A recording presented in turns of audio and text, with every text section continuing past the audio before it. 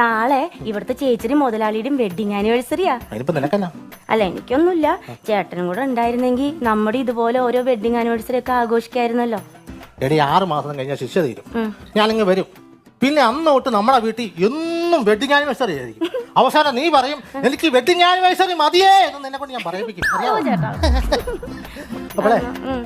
പോയിട്ട് വാ. പോട്ടെ പോട്ടെ പോട്ടേന്ന് ചോദിച്ചിട്ട് എന്തിനാ എങ്ങോട്ട് വരുന്നേ? പോവും അങ്ങടല്ലേ. നേരം പരവരെ വെളുപ്പവും ചെയ്യുന്നു. ശരി ചേട്ടാ. എനിക്കിവിടെ താടിയത് എന്തോന്ന്? നീ ഇപ്പൊ ഈന്തപ്പഴം തിന്നില്ലേ? യോ, ഈന്തപ്പഴം തിന്നല്ല. കുരു എടുത്ത് കളഞ്ഞു. അതല്ല, ഞാൻ ചേട്ടന് ഉമ്മ തന്നതാ. ആയിക്കോട്ടെ, പോട്ടെ മോളെ. പറയാതെ അറിയാതെ നീ പോയതല്ലേ, മറുവാക്ക് മിണ്ടാഞ്ഞതല്ലേ.